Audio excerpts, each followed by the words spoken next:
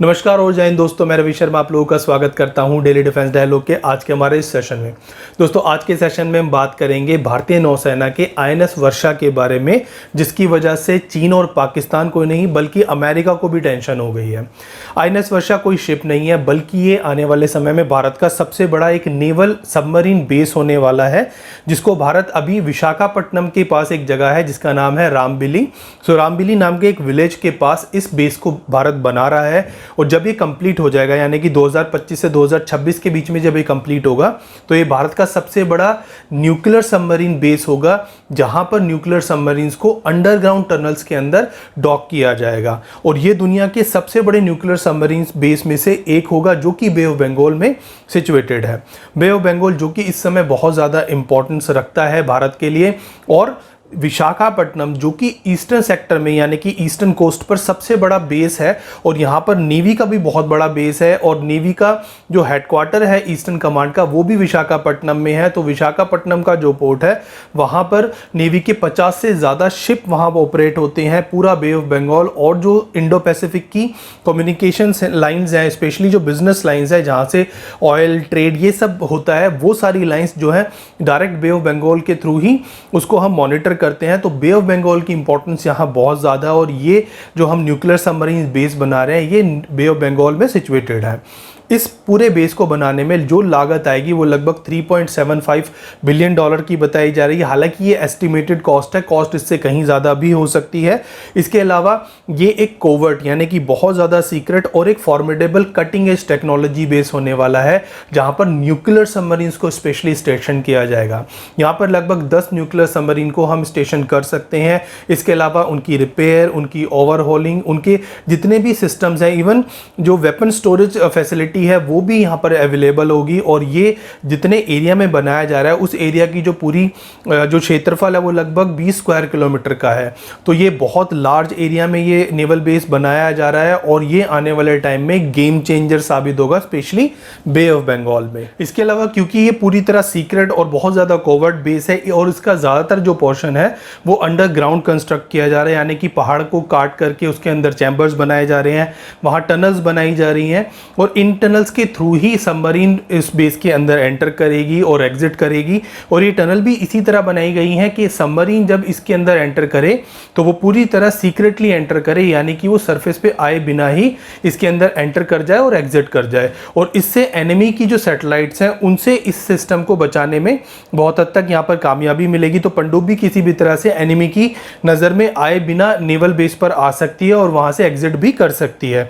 इन सब के अलावा यहाँ पर मॉडर्न एज टेक्नोलॉजिकल इक्विपमेंट्स को लगाया गया है, जो कि नेवल बेस के लिए ज़रूरी हैं। इसके अलावा यहाँ पर बहुत सारे ऐसे सिस्टम्स को भी लगाया गया है जिससे यहाँ पर रियल टाइम डेटा और एक बहुत superior command and control centre को स्टैब्लिश किया जा सके। इन्हीं सब वजहों से ये नेवल बेस भारत के लिए बे ऑफ बंगाल में specially strategical point of view से बहुत ज़्यादा इंपॉर्टेंट है। और बे ऑफ बंगाल जो कि दुनिया की सबसे बड़ी खाड़ी है और उन एरियाज में से एक है जो कि डायरेक्ट प्रभाव डालते हैं इंडो पैसिफिक में होकर के गुजरने वाली शिपिंग लाइंस पर। तो ये एरिया बहुत ज़्यादा इंपॉर्टेंट हो जाता है, और भारत का ये नेवल बेस न सिर्फ चीन के लिए, जो कि बे ऑफ बंगाल में अपना प्रभाव बढ़ाने के लिए लगातार अपने शिप्स को, अपनी सबमरीन्स को, इवन बांग्लादेश को भी कोशिश कर रहा है कि चाइना के बांग्लादेश के पास अपना एक नेवल बेस वहां पर बनाया जाए। तो इस सब वजहों से भारत लगातार यहां पर अपना बे ऑफ बंगाल में दबदबा बनाए रखने के लिए अरिहंत जैसे जो सबमरीन्स हैं उनको भी यहां पर लगातार प्रोड्यूस कर रहा है। इसके अलावा इस तरह के नेवल बेसिस भी प्रोड्यूस कर रहा है जहां पर इतनी सारी सबमरीन्स को डॉक किया जा सके। सिर्फ चाइना ही नहीं, यहां पर अमेरिका की भी नजर है। अमेरिका रिसेंटली आपने सुना होगा न्यूज में कि अमेरिका और बांग्लादेश के बीच में विवाद हो रहा है, जहां पर सेंट मार्टिन आइलैंड जो कि बे ऑफ बंगाल का ही एक आइलैंड है, उसको अमेरिका चाहता है कि वो बांग्लादेश उस आइलैंड को अमेरिका के सुपुर्द कर दे और अमेरिका वहां पर अपना नेवल बेस बनाए। तो अमेरिका की भी नजर है बे ऑफ बंगाल के एरिया में। तो बे ऑफ बंगाल कितना ज्यादा इंपॉर्टेंट है स्पेशली भारत के लिए, जहां पर भारत के न सिर्फ सामरिक बल्कि यहां पर आर्थिक जो इंटरेस्ट हैं वो भी यहां जुड़े हुए हैं। भारत का बहुत लंबी coast line Bay of Bengal में सिचुएटेड है। हम बहुत बड़े लार्ज स्केल पर यहाँ पर फिशिंग करते हैं, हमारी बहुत सारी एक्टिविटीज़ इसी एरिया से होकर के गुजरती हैं। तो भारत के लिए बे ऑफ बंगाल बहुत ज़्यादा इंपॉर्टेंट है। अगर हमें इंडियन ओशन के ऊपर अपना फर्म कंट्रोल रखना है तो बे ऑफ बंगाल में हमारे ऑपरेशंस अरेबियन सी से ज़्यादा मजबूत होने चाहिए और हमारी सिचुएशन भी इस एरिया में बहुत ज़्यादा मजबूत होनी चाहिए। इस सब के अलावा INS वर्षा यहाँ क्वाड अलायंस, जो कि भारत, जापान और ऑस्ट्रेलिया का एक कोऑपरेटिव सिक्योरिटी फ्रेमवर्क है, उसको भी यहाँ पर बहुत ज़्यादा स्ट्रेंथन करने वाला है, क्योंकि भारत क्वाड का एक परमानेंट मेंबर है और ये एक क्वाड बहुत हद तक चाइना को घेरने के लिए अमेरिका ने बनाया था और भारत उसका एक इंपॉर्टेंट पार्ट है। तो ये जो नेवल बेस है ये क्वाड अलायंस को भी बहुत ज़्यादा मजबूती प्रदान करेगा। इन सब के अलावा एंटी पायरेट ऑपरेशन जो कि बे ऑफ बंगाल या फिर इंडियन ओशन में होते हैं उससे भी सिक्योरिटी प्रोवाइड कर सकता है। तो कह सकते हैं कि इस रीजन में ये भारत को कई डायमेंशन पर हेल्प करने वाला है। अगर बात करें भारत की न्यूक्लियर डिटरेंस कैपेबिलिटीज की, क्योंकि एक न्यूक्लियर सबमरीन बेस है तो ये भारत की न्यूक्लियर डिटरेंस कैपेबिलिटी भी यहाँ पर कई गुना ज़्यादा बढ़ जाएगी जब ये नेवल बेस ऑपरेशनल हो जाएगा। देखिए एट प्रेजेंट भारत की जो न्यूक्लियर सबमरीन्स है वो चाइना के कंपैरिजन में इन टर्म्स ऑफ नंबर काफ़ी कम है। हमारे पास सिर्फ 2 ही न्यूक्लियर सबमरीन्स हैं, हालांकि हमारी 3rd और 4th न्यूक्लियर सबमरीन्स अभी अंडर कंस्ट्रक्शन है। बट जो हमारे पास अभी 2 न्यूक्लियर सबमरीन्स है, INS अरिहंत और INS अरिघात, उनकी भी रेंज इतनी नहीं है कि वो चाइना को हिट कर सके। तो वो सिर्फ जो उनके पास अभी मिसाइल्स हैं जो कि न्यूक्लियर मिसाइल्स इन सबमरीन्स पर स्टेशनड है, सो वो सिर्फ और सिर्फ पाकिस्तान को हिट कर सकती हैं, जैसे कि K-15 और K-4।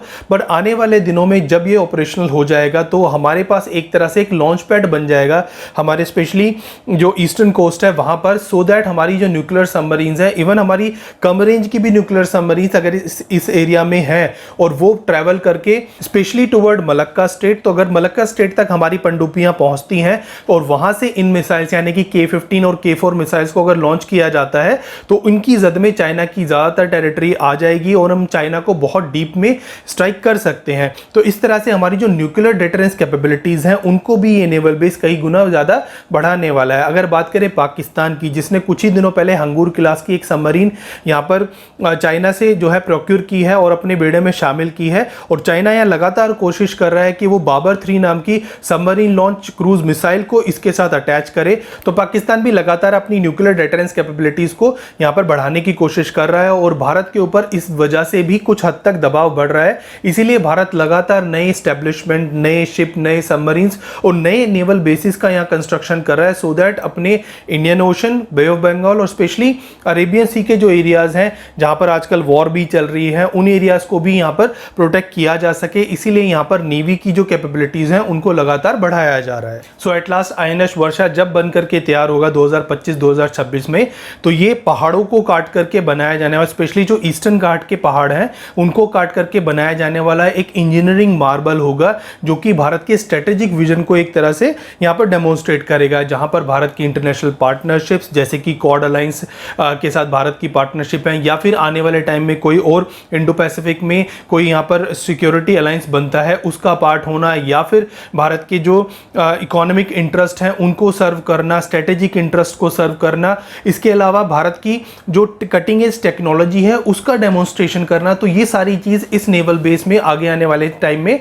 हमें देखने को मिलेगी और ये एक बहुत बड़ा सिंबल होगा भारत की बढ़ती हुई ताकत का। अब इस सेशन को यहीं एंड करते हैं, कल आपके सामने फिर हाजिर होंगे। हमारे चैनल को सब्सक्राइब कीजिए, अगर हमारी वीडियोस आपको अच्छी लगती हैं तो उसको लाइक कीजिए, दूसरों के साथ भी शेयर कीजिए और अपने कमेंट भेजना हमें बिल्कुल भी ना भूलिएगा। तब तक के लिए जय हिंद।